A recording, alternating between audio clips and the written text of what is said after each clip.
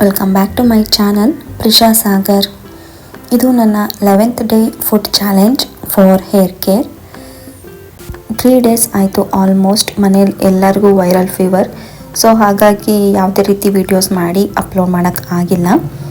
ಇನ್ನು ಇವತ್ತು ಮಾರ್ನಿಂಗ್ ಎದ್ದು ಎಂಟಿ ಸ್ಟಮಕ್ಗೆ ನೈಟೇ ನಾನು ಮೆಂತೆ ಕಾಳನ್ನ ನೆನೆಸಿಟ್ಟಿದ್ದೆ. ಮೆಂತೆ ಕಾಳು ಜೊತೆಗೆ 1 ಗ್ಲಾಸ್ ಬಿಸಿನೀರನ್ನ ಕುಡಿದು 3 days ಆಯಿತು ಹೇರ್ ಸ್ಪ್ರೇನ ಅಪ್ಲೈ ಮಾಡಿದ್ದೀನಿ. ಇನ್ ಬಿಟ್ವೀನ್ 2 days ನಾನು ಅಪ್ಲೈ ಮಾಡಿಲ್ಲ.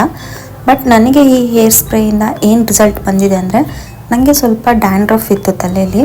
ಈಗ ಒಂದು ಸ್ವಲ್ಪನೂ ಡ್ಯಾಂಡ್ರಫ್ ಇಲ್ಲ, ಕಂಪ್ಲೀಟಾಗಿ ಡ್ಯಾಂಡ್ರಫ್ ಎಲ್ಲ ಹೋಗ್ಬಿಟ್ಟಿದೆ. ಇದೇ ಥರ ಡೈಲಿ ರೆಗ್ಯುಲರ್ ಆಗಿ ಹೇರ್ ಸ್ಪ್ರೇನ ಅಪ್ಲೈ ಮಾಡಿಕೊಂಡ್ರೆ ಡೆಫಿನೆಟಾಗಿ ಹೇರ್ ಫಾಲ್ ಕಂಟ್ರೋಲ್ಗೂ ಬರುತ್ತೆ, ಹಾಗೆ ಹೇರ್ ಗ್ರೋತ್ ಆಗಲಿಕ್ಕೆ ಹೆಲ್ಪ್ ಕೂಡ ಆಗುತ್ತೆ.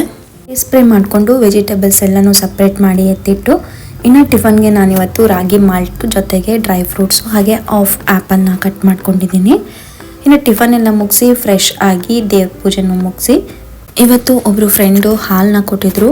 ಸೊ ಹಾಲು ಖೀರ್ ಮಾಡೋಣ ಅಥವಾ ಉಗ್ಗಿ ಅಂತಾರಲ್ಲ ಅದನ್ನು ಮಾಡೋಣ ಅಂತ ಹೇಳಿ ಒಂದು ಸೈಡ್ಗೆ ಹಾಲನ್ನ ಕಾಯಲಿಕ್ಕೆ ಇಟ್ಟು, ಇನ್ನೊಂದು ಸೈಡ್ಗೆ 3 ಸ್ಪೂನಷ್ಟು ಸೂಜಿ ರವೆನ ಚೆನ್ನಾಗಿ ಹುರ್ಕೊಂಡು, ಹಾಲು ಸ್ವಲ್ಪ ಬಿಸಿ ಆದಮೇಲೆ ಸೂಜಿ ರವೆನ ಹಾಕಿ ಚೆನ್ನಾಗಿ ಮಿಕ್ಸ್ ಮಾಡಿ, ಅದು ಒಂದು ಸ್ವಲ್ಪ ಕುದಿ ಬಂದ ಮೇಲೆ 1 ಬೌಲಷ್ಟು ಬೆಲ್ಲನ ಹಾಕಿಬಿಟ್ಟು ಚೆನ್ನಾಗಿ ಮಿಕ್ಸ್ ಮಾಡ್ಕೋಬೇಕು. ಒಂದು 20 ಮಿನಿಟ್ಸ್ ಆದರೂ ಅದನ್ನು ಚೆನ್ನಾಗಿ ಕುದಿಸ್ಬೇಕು. ಈಗ ನೋಡ್ತಾ ಇದ್ದೀರಲ್ಲ, ಇದು ಕುದ್ದು ಯಾವ ಥರ ಗಟ್ಟಿಯಾಗಿದೆ ಅಂತ. ಸ್ವಲ್ಪ ಏಲಕ್ಕಿ ಪೌಡರ್ನ ಹಾಕಿ ಚೆನ್ನಾಗಿ ಮಿಕ್ಸ್ ಮಾಡ್ಕೋಬೇಕು. ಹಾಗೆ ಇನ್ ಬಿಟ್ವೀನ್ ನೀವು ಅದನ್ನ ಚೆನ್ನಾಗಿ ತಿರುಗಿಸ್ತಾ ಇರಬೇಕು, ಇಲ್ಲಾಂದರೆ ತಳ ಹತ್ಬಿಡುತ್ತೆ. ನೆಕ್ಸ್ಟು ಎಲ್ಲ ಡ್ರೈ ಫ್ರೂಟ್ಸ್ನು ತುಪ್ಪದಲ್ಲಿ ಚೆನ್ನಾಗಿ ಹುರ್ಕೊಂಡು ಅದನ್ನು ಹಾಕಿ ಚೆನ್ನಾಗಿ ಮಿಕ್ಸ್ ಮಾಡಿದರೆ ಸೂಪರಾಗಿ ಮತ್ತು ಹೆಲ್ದಿಯಾಗಿರೋ ಖೀರು ರೆಡಿ ಆಯಿತು. ಊಟಕ್ಕೆ ಒಂದು ಸಿಂಪಲ್ ಆಗಿರೋ ರೈಸ್ ಐಟಮ್ನ ರೆಡಿ ಮಾಡ್ಕೊಳ್ತಾ ಇದ್ದೀನಿ. ಇದಕ್ಕೆ 1 ಜಾರ್ಗೆ ಸ್ವಲ್ಪ ಕೊತ್ತಂಬರಿ ಸೊಪ್ಪು, ಸ್ವಲ್ಪ ಕರಿಬೇವು, 1 ಮೆಣಸಿನ್ಕಾಯಿ, ಸ್ವಲ್ಪ ಶುಂಠಿ ಹಾಗೆ 1 ಬೆಳ್ಳುಳ್ಳಿನ ಹಾಕಿ ಸ್ವಲ್ಪ ನೀರು ಹಾಕಿಬಿಟ್ಟು ತರಿಯಾಗಿ ಚೆನ್ನಾಗಿ ಇದನ್ನು ಗ್ರೈಂಡ್ ಮಾಡ್ಕೋಬೇಕು. ನೆಕ್ಸ್ಟು ಒಂದು ಪಾತ್ರೆಗೆ 4 ಟೇಬಲ್ ಸ್ಪೂನಷ್ಟು ಎಣ್ಣೆನ ಹಾಕಿ ಸ್ವಲ್ಪ ಗೋಡಂಬಿ, ಸ್ವಲ್ಪ ಕಡಲೆಬೇಳೆ, ಶೇಂಗಾ ಹಾಗೆ ಸ್ವಲ್ಪ ಉದ್ದಿನಬೇಳೆನ ಹಾಕಿ ಚೆನ್ನಾಗಿ ಎಣ್ಣೆಯಲ್ಲಿ ಫ್ರೈ ಮಾಡಿಕೊಂಡು, ಆಮೇಲೆ ಸ್ವಲ್ಪ ಸಾಸಿವೆನ ಹಾಕ್ಕೊಂಡು ಚೆನ್ನಾಗಿ ಎಣ್ಣೆಯಲ್ಲಿ ಮಿಕ್ಸ್ ಮಾಡ್ಕೊಳ್ಳಿ. ನೆಕ್ಸ್ಟು ರುಬ್ಬಿಟ್ಕೊಂಡಿರೋ ಪೇಸ್ಟ್ನ ಹಾಕಿ ಎಣ್ಣೆಯಲ್ಲಿ ಚೆನ್ನಾಗಿ ಕಂದಿಸಿ ರುಚಿಗೆ ತಕ್ಕಷ್ಟು ಉಪ್ಪನ್ನ ಹಾಕಿ 1 ನಿಮಿಷ ಆದಮೇಲೆ 1 ಟೇಬಲ್ ಸ್ಪೂನಷ್ಟು ತುಪ್ಪನ ಹಾಕಿ ಗ್ಯಾಸ್ ಆಫ್ ಮಾಡಿಬಿಡಿ. ಇದು ಸ್ವಲ್ಪ ತಣ್ಣಗೆ ಆದಮೇಲೆ ಬಿಸಿ ಅನ್ನನ ಹಾಕಿ ಚೆನ್ನಾಗಿ ಮಿಕ್ಸ್ ಮಾಡಿ ಒಂದು 5 ನಿಮಿಷ ಪ್ಲೇಟ್ನ ಮುಚ್ಚಿಟ್ಟು ಸಿಂಪಲ್ ಹಾಗೆ ಟೇಸ್ಟಿಯಾದ ರೈಸ್ ಐಟಮ್ ರೆಡಿ ಆಯಿತು. ರೊಟ್ಟಿಗೆ ಕಾಂಬಿನೇಷನ್ ಆಗಿ ಅಲಸಂದಿ ಕಾಳು ಪಲ್ಯ ಮಾಡೋಣ ಅಂತ ರಾತ್ರಿನೇ ಅಲಸಂದಿ ಕಾಳನ್ನ ನೆನೆಸಿಟ್ಟಿದ್ದೆ. ಅದನ್ನು ಸ್ಟೀಮ್ಗೆ ಚೆನ್ನಾಗಿ ಬೇಯಿಸ್ಕೊಂಡಿದ್ದೀನಿ.